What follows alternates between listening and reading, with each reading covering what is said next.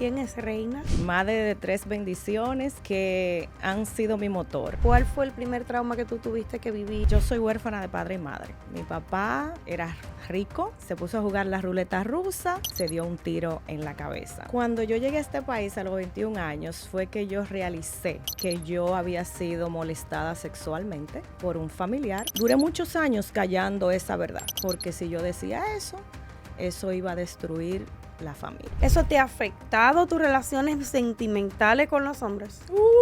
Muchísimo. ¿Y cómo sanaste? ¿Cómo sané?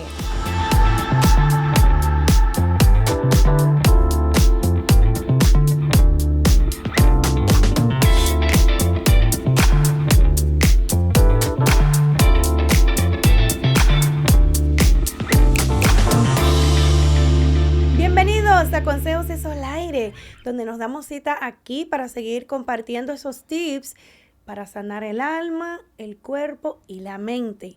Yo soy Solaire y mi mayor pasión, mi mayor anhelo es seguir trayéndole a ustedes contenido que los acerquen más a encontrar su propósito y manifestar la vida de sus sueños. Bueno, señores, el tema de hoy es un tema del cual poco se habla, pero muchos sufren callados. Hoy vamos a estar hablando de las secuelas que dejan las familias disfuncionales. Hoy vamos a hablar de que todo lo que no se trabaja, todos los traumas se repiten en la adultez y nos afectan en todas las relaciones de nuestra vida. Y para que nos hable al respecto, tengo aquí una mujer valiente que se va a atrever a hablar por primera vez este tema en cámara. Reina Marte. Reina, bienvenido a Consejos de Solaire, bienvenidos a Higher Studios. Señores, sin duda alguna, tengo que echar vainas siempre de mi estudio de Higher Studios aquí en el 1257 de Crosby Avenue. Sin duda alguna, el mejor estudio del área triestatal. Aquí uno llega y le brindan cafecito, champañita a uno.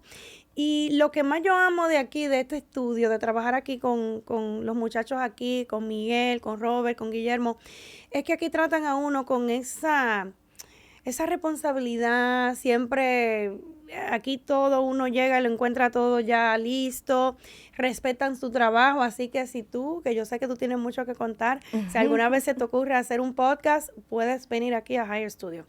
Reina, cuéntame de ti, de dónde. Me gusta también echar vaina porque me visitan de lejos. Tú viniste hoy de Upstate. Sí. Gracias. Te voy a dar la bienvenida otra vez. Gracias. 2 horas de manejo. Gracias. Hacía mucho que yo te quería entrevistar porque yo sé que tienes una historia que contar. Primero, antes de entrar en estos temas incómodos, señores, ¿quién es Reina? Bueno, Reina primeramente es madre de 3 bendiciones que han sido mi motor. Naraya, 24 años, Eliel, 19 años y Chailí, 14 años.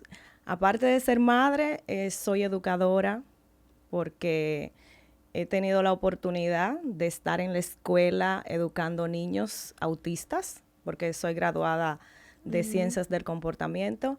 Y aparte de eso, mi nueva faceta, desde hace 2 años, empresaria, ya que creé J&R Business Consulting y es una compañía de multiservicios que nos enfocamos en seguros. Aquí tienen 2 agentes de seguro, así que aquí ya saben, señores, muy importante los seguros, es una otra pasión de las mías, ayudar a la gente a asegurar sus patrimonios.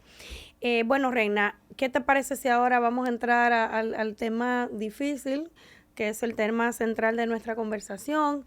Yo creo que tú me hables de tu niñez y que me digas ¿a dónde empieza tu trauma? ¿Cuál fue el primer trauma que tú tuviste que vivir y sobrepasar? Primeramente, yo soy huérfana de padre y madre. Mi papá era rico, su familia, y se puso a jugar la ruleta rusa y se dio un tiro en la cabeza. Mi papá muere cuando yo tengo 1 año y medio. Wow. Luego, mi madre emigró hacia San Martín y su pareja en ese tiempo le quitó la vida con tan solo mi mamá tener 28 años. Yo tenía 10 años cuando mi madre murió. Así que te puedo decir que casi no tengo recuerdos de ella porque cuando tenía 5 años me llevaron a vivir con mi bisabuela. Los recuerdos de mi mamá son muy vagos. En esa etapa fue donde empezó lo más difícil de mi vida, porque yo no entendía el por qué me habían llevado para el campo, ya que yo tenía una abuela súper amorosa de parte de mi mamá y tenía otra abuela de parte de mi papá, amorosa también y pudiente económicamente. Entonces yo decía, pero ¿por qué me traen a este campo? ¿Por qué si me quieren, me traen a este campo donde yo no quiero estar, donde prácticamente yo no conocía a nadie? Mi bisabuela fue una mujer que tengo para decirte que me dio mucho amor, porque en esa parte no me puedo quejar. Hay una frase que mamá Tony, mi bisabuela, me decía: vendrán tiempos mejores, porque yo lloraba a diario. Yo lloraba a diario porque yo no entendía. Mi abuela, mi mamá andaban viajando y yo lloraba porque yo quería una muñeca Barbie. Y esa muñeca Barbie nunca llegó. Quise entrar en el tema de una vez, pero yo en realidad, yo crecí bajo un matrimonio, dentro de un matrimonio, con un papá y una mamá que me cuidaron, me sobreprotegieron. Yo no puedo imaginarme ni siquiera un minuto, un segundo en tus zapatos, en tu historia.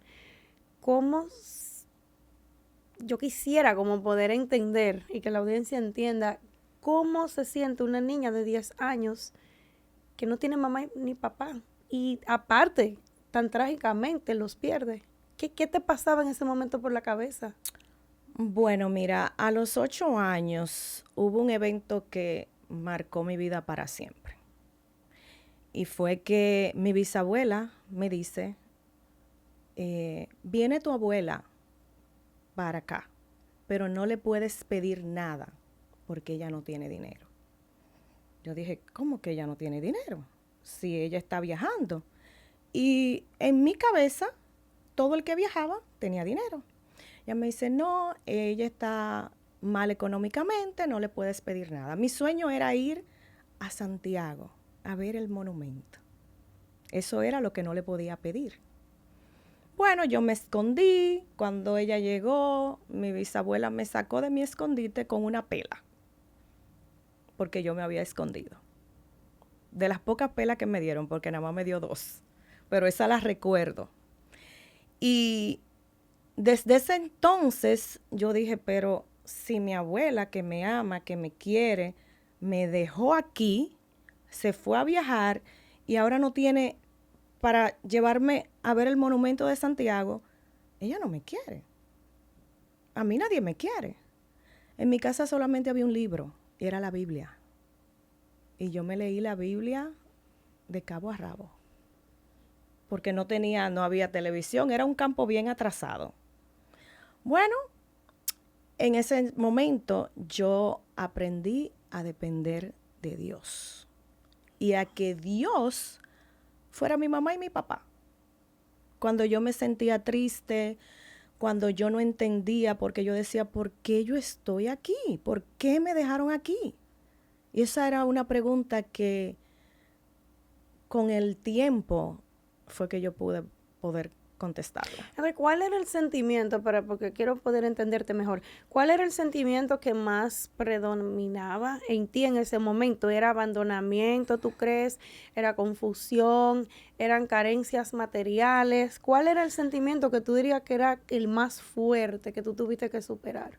Era tristeza, porque yo tengo una tía que yo decía, mi tía va a venir y me va a buscar, porque yo veía cómo ella era con sus hijos, o cómo ella es con sus hijos, porque todavía ella está viva. Y yo decía, mi tía me va a venir a buscar. Y yo tenía siempre esa esperanza. Entonces, empezaron a pasar cosas que me marcaron, que yo vine a saber qué eran después que llegué a este país con 21 años. Quiero llegar ahí, a ese punto. Te quería te quería llevar solita ahí a ese punto. Los pilares de Loving Gotham, de mi plataforma, de mi marca, fundamentales, señores, es que para sanar, yo digo que hay que sanar la mente, el cuerpo y el alma. No se puede sanar una parte porque nosotros somos una trinidad. Y lo que yo he hecho a través de Loving Gotham es enseñar lo que me salvó la vida a mí, lo que me transformó, que fue para poder sanar la mente, el cuerpo y el alma. Fusionar la espiritualidad con la psicoterapia para sanar la mente y el bienestar físico. Para mí, eso es lo que nos sana. Si no hablamos de estos temas incómodos, es como cuando uno barre, en vez de botar la basura en el zafacón, guardarla y esconderla abajo de esa alfombra. Entonces vamos al tema que yo creo que es tu tema central, que fue en realidad, aparte de la muerte trágica de tus padres, te marcó. Vamos a hablar de tu abuso físico que sufriste. Háblame de eso. Bueno, cuando yo llegué a este país a los 21 años fue que yo realicé que yo había sido molestada sexualmente por un familiar. Y en ese momento, cuando yo lo realicé, yo se lo conté a alguien de la familia y esa persona me dijo que yo no podía decir eso nunca. Porque si yo decía eso iba a destruir la familia. Me lo callé por muchísimos años, porque en mi mente eso va a destruir la familia. Decir que me molestaron sexualmente siendo una niña y una niña inocente. Yo tenía miedo de que todo el mundo se acostara, de que llegara la noche, porque esa persona iba al cuarto a tocarme y a tocar a otra niña que vivía con nosotros. Yo vivía en un constante miedo. Y duré muchos años callando esa verdad. Hasta que ya siendo adulta, dije, no, yo no puedo seguir callando esto. Y se lo conté a mi abuela. Entonces hicieron lo que sabemos hacer las familias tradicionales latinas, que es lo que yo expliqué. Agarrar y barrer y esconder todo abajo de la alfombra. La víctima es la que sufre. Porque entonces te callas algo que está supuesto a salir, que está supuesto a denunciar. Entonces cuéntame, antes de tú llegar aquí, ¿cómo era para ti eso? ¿Y en qué tú te refugiabas para tú poder sobrevivir eso que te estaba pasando? ¿Cuál fue tu pilar en ese momento más importante para ti, ahora que tú ves para atrás, que te salvó, que te llevó a tú sobrevivir eso que tú estabas viviendo? La Biblia fue mi consuelo porque yo me fasciné con la historia de Job. El libro de Job en la Biblia yo me lo leí muchísimas veces. Y cada vez que mi bisabuela me veía llorar, me decía, vendrán tiempos mejores. Y yo siempre he tenido esa frase siempre ha sido mi lema, de que vendrán tiempos mejores. Y yo siempre decía, cuando estaba viviendo eso, y creía que mi tía me iba a salvar. Mi tía para mí era mi salvadora. Yo la amaba, pero no fue así. Mi tía se convirtió en mi peor verdugo, porque ya a los 12 años, casi 13, salí del campo a vivir para la capital, ya con mi abuela. Y yo siempre he sido muy alegre, siempre he sido muy espontánea, siempre he sido muy yo. Yo no escondo las cosas. Y mi tía todo me lo señalaba. Me hirió muchísimo porque decía que yo no servía, que a mí lo que me gustaba era hacer coro, que a mí lo que me gustaba era salir a beber, a bailar. Y todo eso me marcó a un punto que yo dije, no, yo le voy a demostrar a ella que yo no soy todo lo que ella dice. Y ella se convirtió en mi verdugo, pero a la vez mi mayor motivación. Porque yo la amaba tanto que yo decía, yo tengo que demostrarle y ella me va a ver con otros ojos cuando yo me supere, cuando ella vea que yo no soy esa persona que ella tiene en su cabeza. Me trae tanto, me hace como que tin, tin, tin, tin, tin, porque yo tengo una historia familiar similar con mi mamá, que nunca lo he hablado delante de las cámaras. Pero bueno, te pregunto, ¿tú has ido a terapia?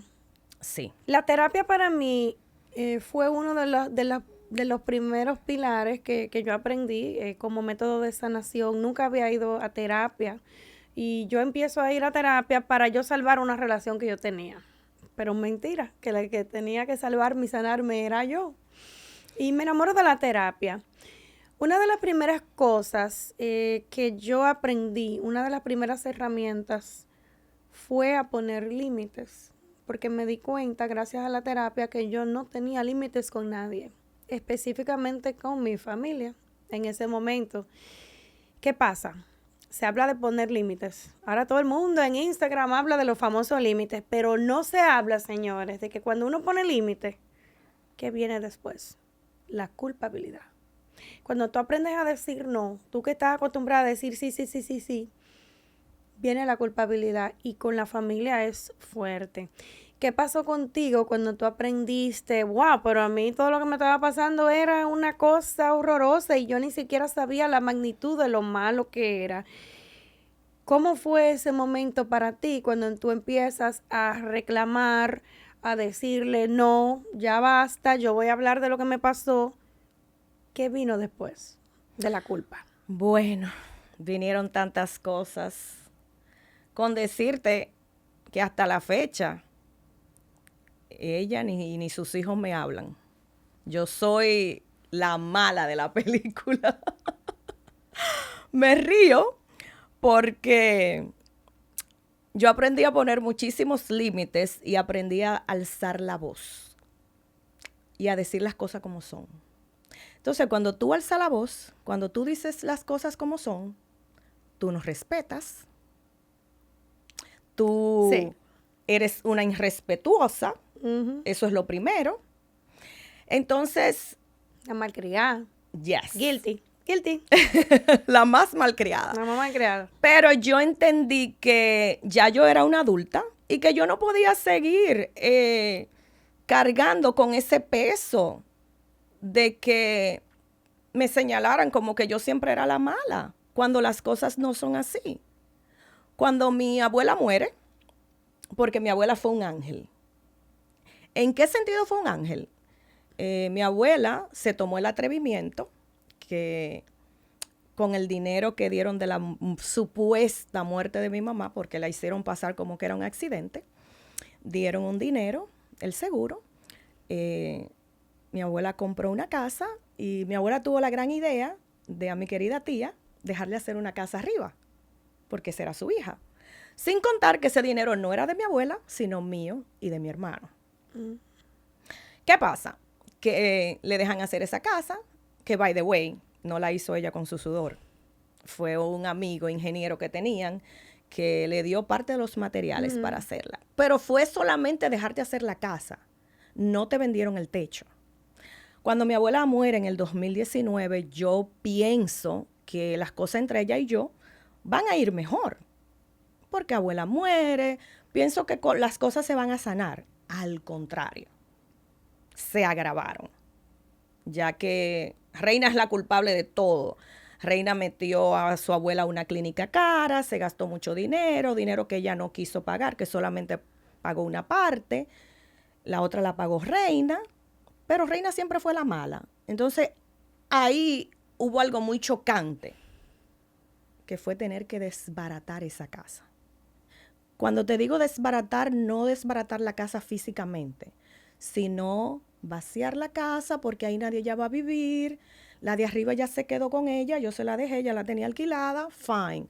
Pero en el 2022 me doy cuenta que hubieron cosas que pasaron de las cuales ella no se merecía tener esa casa ni coger esa renta. Y yo decidí, por fin, quitarle la casa. Y pusiste ese límite, te convertiste en la oveja negra de la familia. Yo no nací, señores, para encajar en una cajita, para que me encierren en ninguna cajita, de que me digan, yo soy una rebelada con todo. Yo soy siempre de niña era una niña muy inquieta, era buena, era tranquila, pero inquieta aquí. Tenía muchas preguntas acerca de todo, yo todo lo cuestionaba.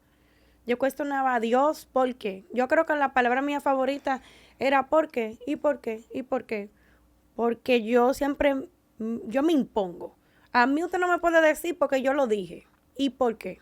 Así fuera mi mamá, mi papá, mi madrina, mi maestro, ¿por qué?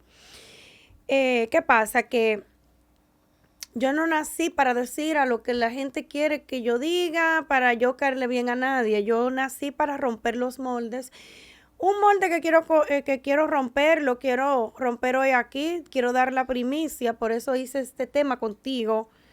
Mi familia, la familia inmediata, mi mamá, la de mi mamá y mi papá, los hijos que tuvieron, mi hermano, se convirtió en muy disfuncional.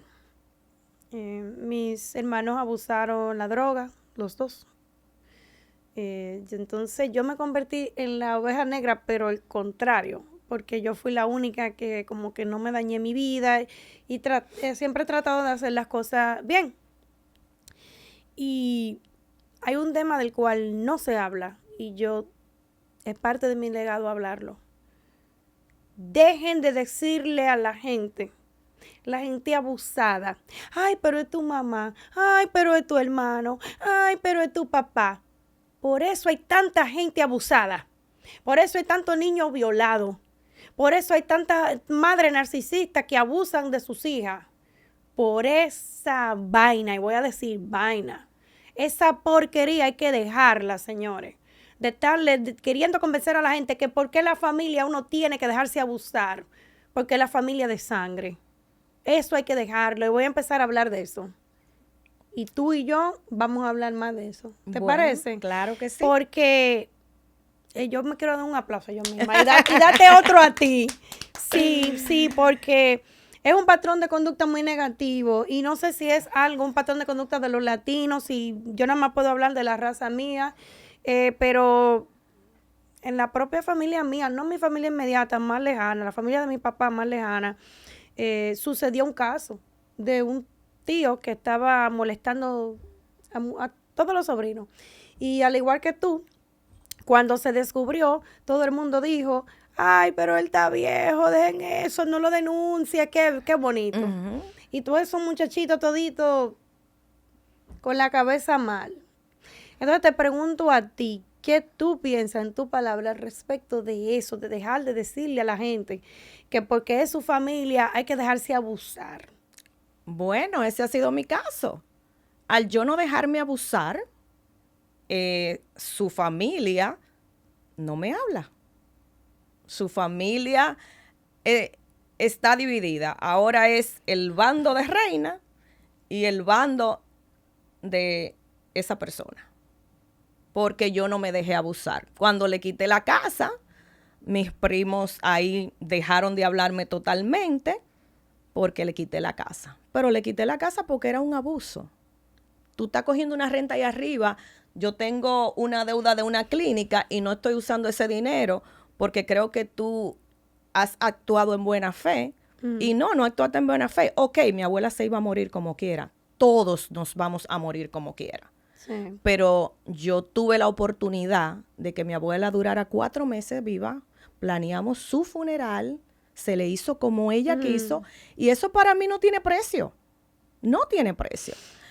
¿Qué pasa? Después que pasa eso, yo tenía demasiados sentimientos encontrados. Porque sufría mucho. Porque yo amo mi familia. Pero el ver que no me hablaban por algo material, señores. La culpabilidad entró. Porque la gente cree que cuando uno pone límites uno se va a sentir liberado y no es así. Viene la culpa. Entonces hay que preparar a la gente. No, tú vas a poner el límite y después del límite tú no te vas a sentir bien. Tú te vas a levantar con ese peso y esa culpa de que, wow, yo le dije que no a mi hijo. ¿Qué va a decir mi hijo? Que yo soy mala madre. Dios me va a castigar. ¿Y si yo estoy actuando mal? Ujú, exactamente. Honra a tu padre y a tu madre. Es el sentimiento de culpa que le ponen a uno. Entonces, en tu caso, ¿tú lo sentiste? Yo lo sentí, te digo que a veces me bloquearon de todo, pero personas a mi alrededor me decían y me preguntaban. Y yo decía, Dios mío, pero yo no puedo seguir viviendo con este peso. Yo tengo que hacer algo para yo sanar. ¿Y cómo sanaste? ¿Cómo sané? Ahí empecé una búsqueda entre lo espiritual y terapia. Ok. Hice un curso que se llama Viva Sin Límites. En ese curso de Viva Sin Límites me enfrenté a esa frustración de que yo veía a esa persona como mi salvadora. Y ahí fue que yo entendí que esa persona no tenía esa responsabilidad. Ok, ella era la hermana de mi mamá, la única hermana de mi mamá, pero ella tenía una vida, ella tenía sus hijos y yo no era su responsabilidad. Ahí fue que yo lo entendí y como que algo te hace dar clic, porque yo lo vi con mis hijos. Yo dije, si yo muero, no es responsabilidad de nadie ser mamá de mis hijos. Tú me estás tocando una tecla fuerte a mí. Y te voy a dar las gracias. Porque yo tengo un sentido de culpabilidad por mis sobrinos. Pues no lo tengas, porque mi hermano le quitaron la vida en el 2010 y dejó una niña, mi sobrina. Se me ha sido muy, muy difícil yo perdonarme eso. Te entiendo perfectamente, pero en mi caso, cuando yo entendí que mi tía no era mi salvadora, cuando yo entendí que ella sí me amaba, pero no de la manera que yo quería que ella me amara, ahí como que fue un rompecabezas, como que se fue uniendo. Y ahí ese dolor yo lo solté. A través de la terapia. A través de la terapia y especialmente de Viva Sin Límites. Viva Sin Límites es un programa y dura alrededor de 3 meses. Yo no lo pude terminar porque me enfermé ya en la última etapa, pero me cambió la vida. Me cambió la vida totalmente. Y por eso que yo hago este tipo de programas, señores. Yo no hago este tipo de programa para amarillismo, para revivirle los traumas a la gente y que salgan de aquí llorando. No. Yo hago este tipo de programa para señalar la sanación. ¿Cómo tú te sanaste? ¿Cómo tú saliste adelante? Eso es lo que yo quiero señalar siempre, para que si usted que está viendo este programa está atravesando por algo similar, un sentido de culpabilidad, porque tal vez tiene una mamá que le hace sentir que nada de lo que usted hace es suficiente, como es la mía. Si usted tiene, no sé, herida, porque a veces uno tiene herida con el papá, la herida con el papá pueden ser un padre ausente, las mujeres que se dejan abusar porque no tuvieron un papá y así sucesivamente. Entonces vámonos ahí, porque yo noto que tú te quisiste ir rápido de ahí. Y cuando uno se quiere ir rápido de los temas es porque todavía hay cosas que sanar. Vamos a hablar de mamá. ¿Qué heridas tú sientes que tú cicatrizaste o todavía se estás atravesando por la falta de mamá? Yo cicatricé porque, ¿cómo te digo? En ese programa yo me enfrenté con mi mamá, porque hay una parte del programa que te hace que te enfrentes con esas personas con la cual tú tienes ese sentimiento negativo. Cuando me enfrenté con mi mamá, me di cuenta que no tenía casi recuerdos de mi mamá. Que mi mamá los pocos recuerdos que tengo fue bonitos y malos. Y ahí entendí que mi mamá era muy joven. Mi mamá me tuvo con 18 añitos. Ujú. Y quien se hizo cargo de mí prácticamente fue mi abuela y mis tíos, no mi mamá. Y entendí que yo como madre siempre he sido una madre soltera con 3 hijos y yo nunca he querido soltar mis hijos. Mi abuela siempre me decía, manda a esos muchachos para acá, para Santo Domingo. Porque yo siempre, desde que llegué aquí, mi meta fue estudiar. Porque yo quería demostrarle a mi tía que yo no era una loca. Que yo tenía los pies puestos sobre la tierra. Llegué aquí con 21 años, sin una gota de inglés. Y tengo 2 títulos de este país. Wow. Felicidades. Gracias. Entonces, al inicio del programa, cuando te presentaste como madre. Ese es, se puede decir, tu Mi mayor orgullo. logro, tu mayor orgullo. Porque tú a esos hijos quisiste darle lo que tú no tuviste. ¿Verdad que sí? Exactamente. Quisiste ser la madre que tú no pudiste tener. Llenaste ese vacío a través de ellos. Sí. Papá, ¿cómo tú sabes cuál es mi tema favorito, ¿verdad? Sí. El amor, El el amor. amor. Yo quiero que tú me digas, porque ya dijiste que eres madre soltera, que yo no lo sabía, por cierto. Vamos a hablar de mi tema favorito, el amor. Vamos a hablar de la chakra del corazón. ¿Cómo te ha afectado a ti, ahora que ya tú aprendiste mucho de la vida, con el curso que cogiste de Viva, ¿cómo se llama? Viva sin límites. Viva sin límites. ¿Qué tú aprendiste en Viva sin límites o a través de otras terapias que has cogido? ¿Cómo la falta de un padre, porque por lo que tú me cuentas, tú tuviste muchas mujeres como en tu vida, pero no me has hablado de hombres, no me has hablado de esos mentores masculinos. ¿Eso te ha afectado tus relaciones sentimentales con los hombres? Muchísimo. Jeez. Con decirte que tengo 3 pollos de 3 gallos. Wow. Ok.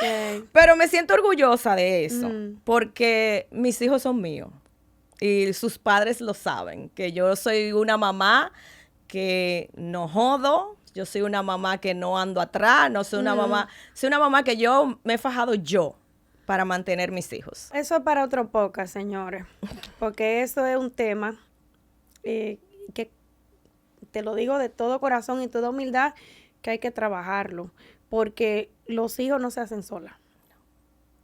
Entonces, como decía Nancy Álvarez cuando tenía el programa, yo no sé por qué Univisión quitó ese programa, porque para mí uno de los mejores programas, que era ¿Quién tiene la razón?, de Nancy Álvarez.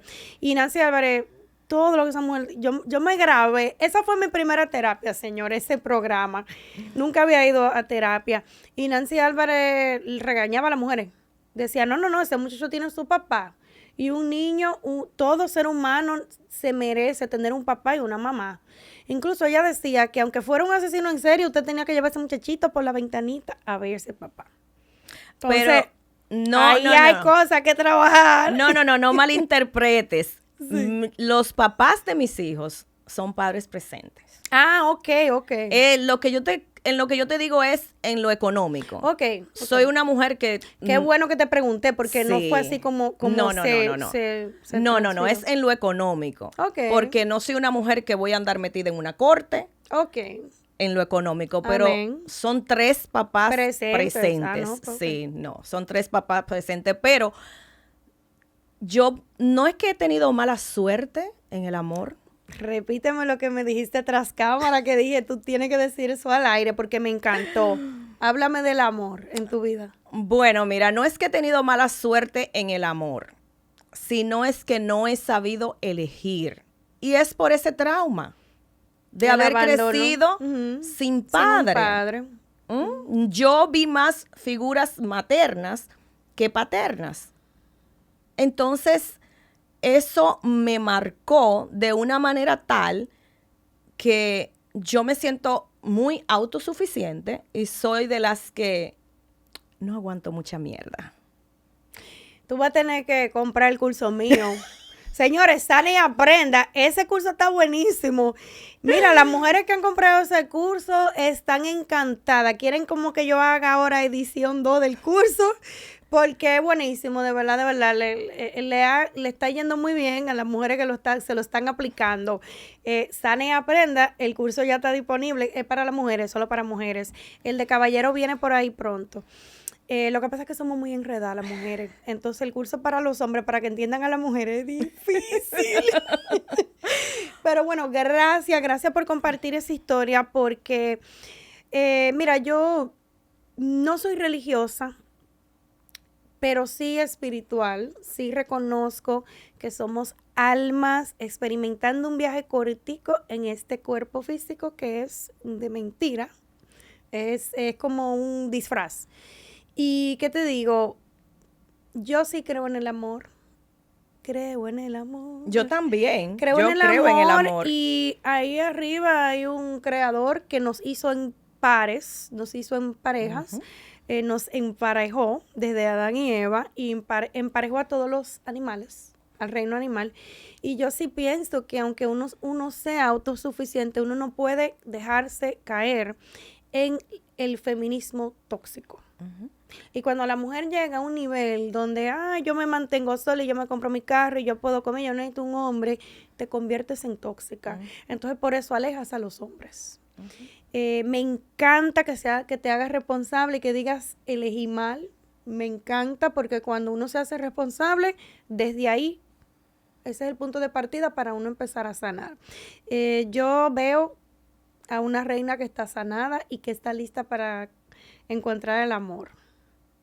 ¿Qué tú crees? Estoy en el proceso de ser más femenina y menos yo puedo sola, porque ese ha sido mi mayor obstáculo, el poder sola, pero volvemos a los traumas del pasado, especialmente a ese trauma de no le pidas nada a tu abuela, porque tu abuela no tiene dinero.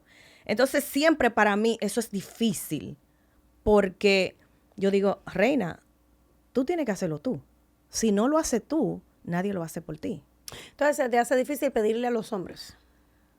Pedirle a un hombre. No pedirle, depender de un hombre.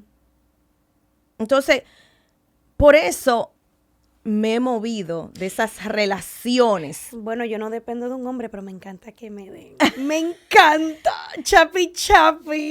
Entonces, si yo no veo que eso fluya, yo me salgo de ahí. Pero ahora yo estoy trabajando en eso. Estoy trabajando en dejarme querer y dejarme proteger. Porque en mi niñez yo me sentí toda la vida desprotegida. Entonces tuviste que bandeártela sola y eso te ha afectado. Claro, muchísimo. Tienes que seguir trabajando eso. Muchísimo. Te invito, te abro las puertas, pero si quieres trabajar conmigo, porque yo he sanado mucho la parte del amor. Un saludo para Ana Colmenares, mi psicoterapeuta del alma, quien es una persona que ha marcado un antes y después en mi vida. Y durante una sesión con ella, yo le decía, yo me siento lista para traer un hombre, mi pareja ideal. Y esa sesión cambió mi vida. Esa sesión cambió mi vida porque fue como bingo. Lo descubrimos juntas gracias a la ayuda de ella. Y quiero decir que el prerequisito tú sabes que yo hablo mucho de la manifestación. Quieren manifestar la vida de sus sueños, sí se puede. Pero el prerequisito de la manifestación es de lo que ya hemos estado hablando aquí. Hay que sanar primero. No podemos manifestar amor si tenemos todavía heridas acerca de los hombres, de las relaciones, del amor, del matrimonio. Tú has sanado, pero ahora para manifestar tienes que encontrar. Todavía te falta como que un poquito. Yo siento que tú estás ready, que tú estás lista, pero tienes que terminar de concluir con la parte de la sanación de papá. Yo quiero ahora que entremos a hablar de propósito, porque yo encontré el mío a través de mi fondo. 2 preguntas para ti. ¿tú sientes que ya tocaste fondo? Y número 2, ¿has encontrado tu propósito? Claro que sí. Yo toqué fondo en el 2019, yo toqué fondo. Porque ese año marcó mi vida de una manera tremenda. Perdí mi mejor amiga, que era mi mejor amiga, mi comadre, mi todo, mi madre, porque esa amiga se convirtió en un todo para mí y a los 4 meses pierdo a mi abuela, que eran mis 2 alas. Wow. Las mujeres que eran mis cheerleaders, todo me lo aplaudían. Y cuando toqué ese fondo, Dios puso en mi camino 2 niños como foster mother. Y ahí yo me di cuenta la capacidad que yo tenía de resiliencia. Porque en ese momento yo estaba tan vulnerable, llegaron estos niños y yo dije, no, yo tengo que servir. Y aparte de que tengo que servir, tengo que enseñarle a otras mujeres que no importa lo que no haya pasado en la vida, uno tiene que mirar hacia adelante, sanar y todas esas personas que te hicieron daño, perdonarlas. Qué curiosa tu historia y qué curioso lo que tú acabas de decir, porque yo creo que lo dijiste y no te diste cuenta. Tu fondo llegó cuando tú perdiste, ¿qué? Tú dijiste mis 2 alas. Esas eran tus protectoras. Entonces, el Kabbalah, no sé si sabes de Kabbalah, el fundamento como central del Kabbalah es que ellos dicen que nosotros venimos aquí con un tikkun. El tikkun es la corrección. Venimos aquí a corregir algo, o a trabajar algo, a mejorar algo. Y ese tikkun se ve reflejado en la historia repetitiva de nuestra vida. Lo que no se cura, se sana, se tiene que repetir. Es como estar en la escuela y reprobar una materia. Hasta que tú no la pasas, el álgebra 1, el 2, el cálculo, ¿qué tiene que hacer? Seguir cogiendo el examen. Entonces la vida es así. Hay algo que se repite en tu vida. Wow, mira, me engranó. Hay algo que se repite en tu vida. Abandono. Es mi creencia, tengo fe en eso, de que tú tenías que pasar todo eso para encontrar tu propósito. Porque el propósito lo encontramos, señores, a través de los fondos. Eso es así. El que no está dispuesto a sufrir, siento decirle que algunas veces tras el dolor es que nace la mejor versión de nosotros. Entonces tú perdiste una vez más, fuiste abandonada una vez más por la gente que eran tus protectores, te quedaste sin protección, pero ahí vino el propósito. Ahí entró el propósito. Bueno, ahí nació una nueva reina. Wow. Ahí nació una nueva reina que miró la vida de otra manera y nació en mí el servicio. Wow. Después de ahí, yo empecé a crear lo que es hoy en día mi fundación, Nubecita de Colores, que es para niños que no tienen un juguete, porque para mí eso me marcó mucho, el yo querer una muñeca Barbie. Yo hice una colección de Barbies y me desprendí de todas mis Barbies, tenía más de 30, ya de adulta, porque me las compré y me regalaron. Wow. Y las doné a un orfanato.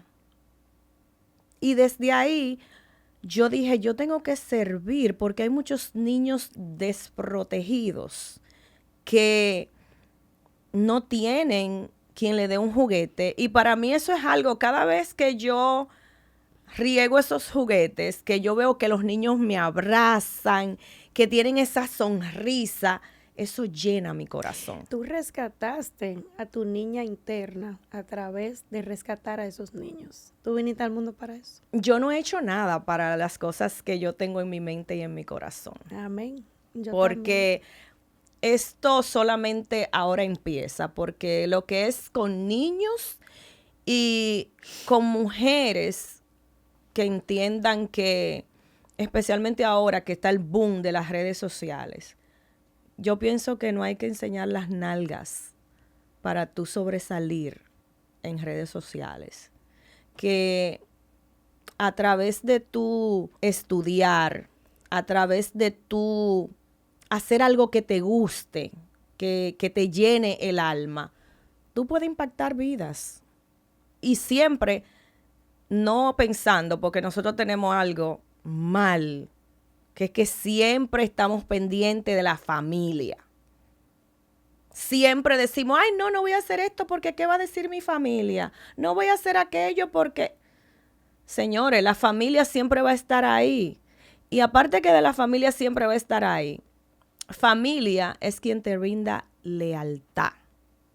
Familia es quien te quiere. Familia es quien se preocupa por ti.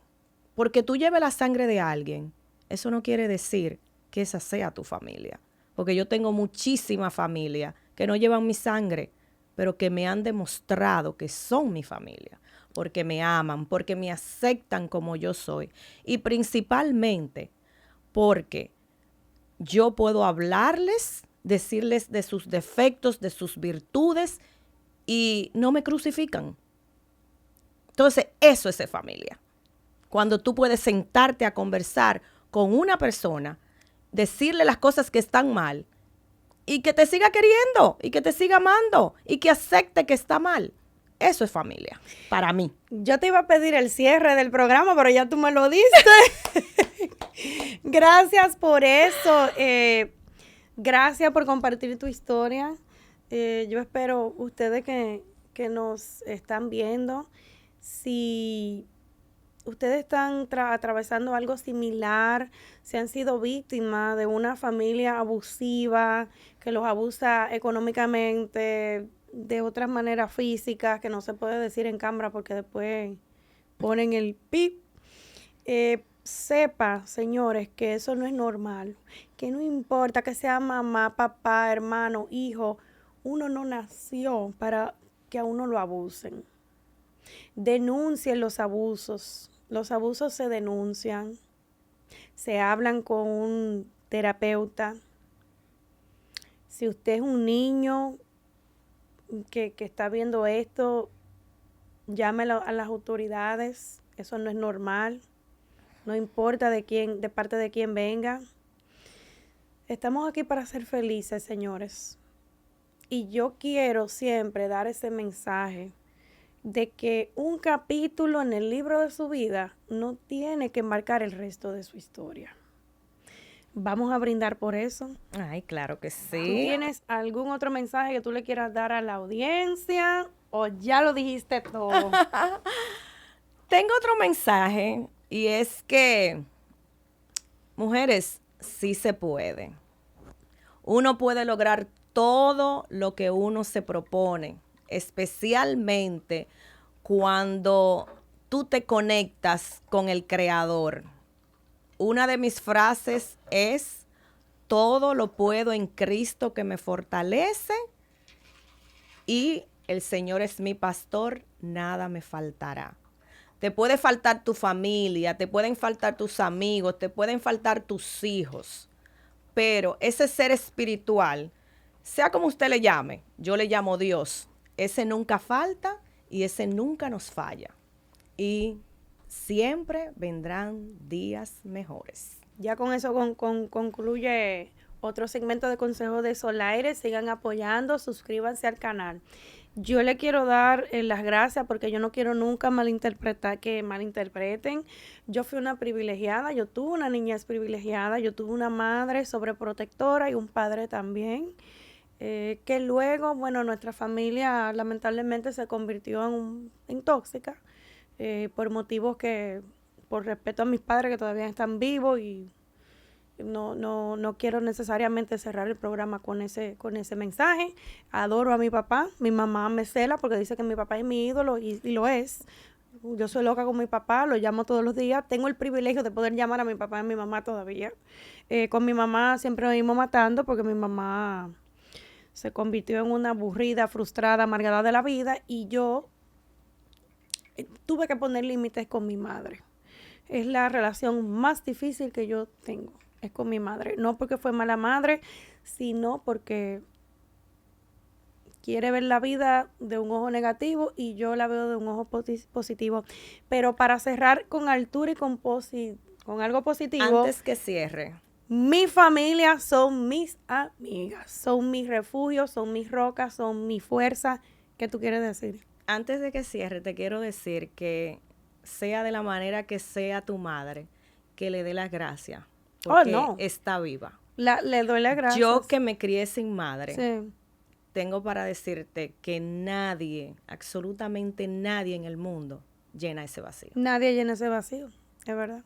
Sí, le doy las gracias a mis padres porque tuve una niñez fabulosa, no me puedo quejar. Y bueno, a mis amigas que me quieren sin censura, que me aguantan mi carácter explosivo, no tengo cómo pagarles y lo quiero decir públicamente porque así soy yo. Mi mayor bendición son mis amigas. Amo a mis hijos porque los parí, porque algunas veces los amo, y amo a mis padres y los honro. Gracias por darme una vida fabulosa. Pero, bueno, uno siempre carga estos traumas que tiene que sanar. Gracias a mis amigas por el apoyo que siempre me brindan. Con eso nos despedimos. Ahora nos vamos a despedir formalmente. Recuerden que si quieren manifestar la vida de sus sueños, sí se puede. Los quiero. Bye.